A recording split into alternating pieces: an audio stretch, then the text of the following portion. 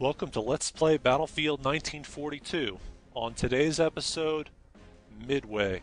Now this is a truly unique map on Battlefield 1942. It's the only map that's really Navy heavy, and it's the only map that has control points in the water. Control points where you can't spawn even if you capture them, to the north and the south, two flags there. 4 flags in total.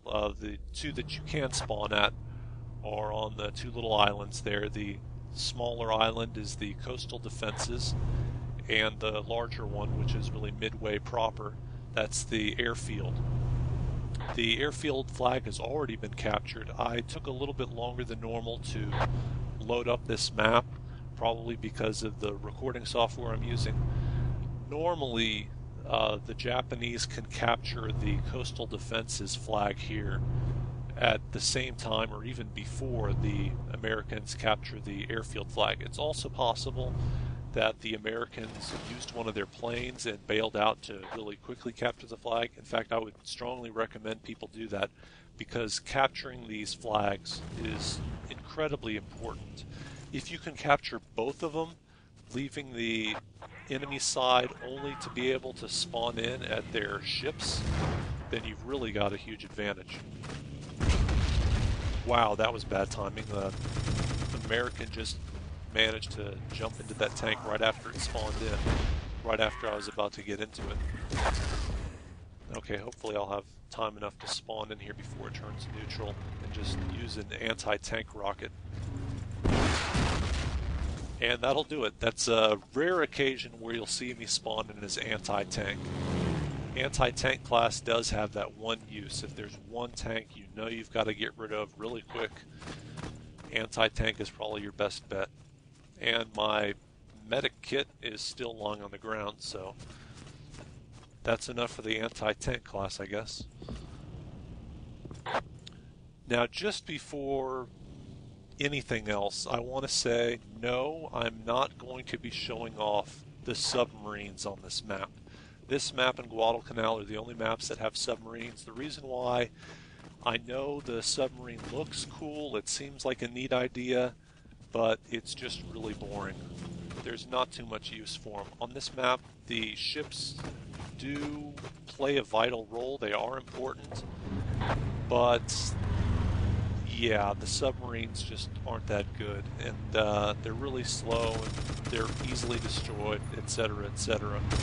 Maybe at some future video I'll show the submarines, but not today. The naval aspect of this game was apparently so unpopular that they virtually removed it in its entirety in Battlefield 2. The whole Battlefield series was based around the idea of land, sea, and air, but they removed the sea aspect in Battlefield 2. Just not too many fans of the battleships and destroyers and stuff like that. Now I do think that, oh, and there's you can see a submarine there in the distance. So that's all you're going to see from submarines today. I think that destroyers, battleships, all that stuff, they are an interesting component to this game when they're used in tandem with ground assaults. For instance, the destroyer on Omaha Beach. It's used to support the assault on the beach flag and other maps. But just on their own, they don't seem to quite fit in. The 2 flags on this map that have that are in the water, and you can only capture them in the water, they can really only play into the whole naval war aspect if people are willing to go on defense. The ships take way too long to attack those flags. You can't capture one of those seaborne flags and then sail all the way up north or all the way down south and capture the other one. It would take way too long. The other thing is airplanes can capture those seaborne flags. The flag capture radius is so massive that you can just circle around with a plane and capture them, and that's an extremely important strategy to use, as a matter of fact. But the ships can be used to defend those flags. If there's a battleship sitting right on one of those flags and an enemy airplane tries to circle around to capture it or neutralize the flag, it's just going to get killed by the battleship's anti-aircraft weapons. The other thing is that the battleships and destroyers can be useful in launching attacks against these islands. People can spawn in at the ships, they can take the landing craft, they can attack the islands that way, and the cannons can be used to devastate the airfield. Not permanently, but they can destroy the airplanes as they try to take off.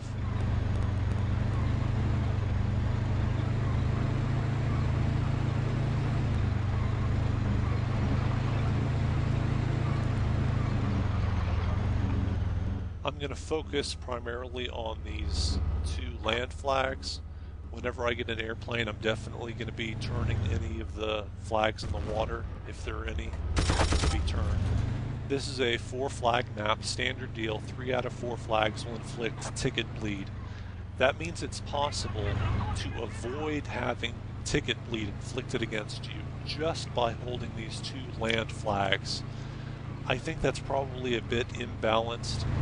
They should make a stronger incentive to at least do something in the water. So I think that if I were to design this map, I would have it where holding both of the land flags counts maybe as 1 to at least force you to do something in the water.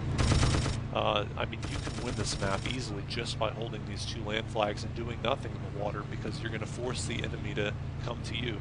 Oh, by the way, this is the only map where neither side has an uncapturable base, well, besides Aberdeen, I guess, but neither side has an uncapturable base.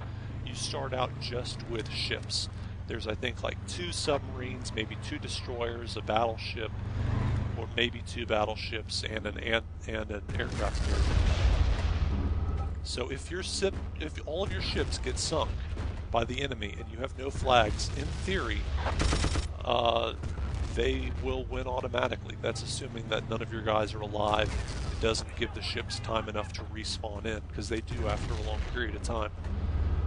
But I have seen instances where it's like one of those maps where you don't have your uncapturable base and they cap out all your flags. That can happen.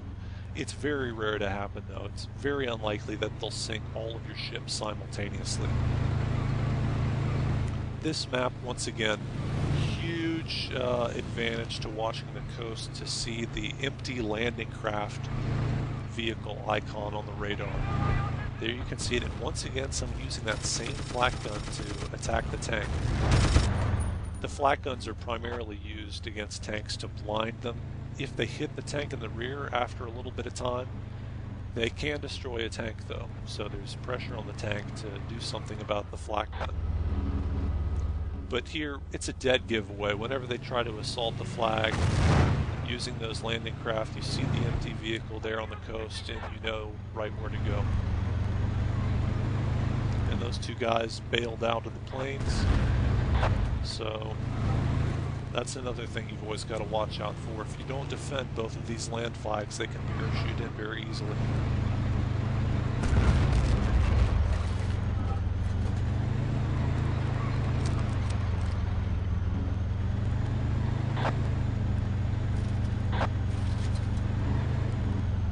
This flag's always kind of tricky to defend with a tank because they can hide behind that little concrete bunker and cause trouble.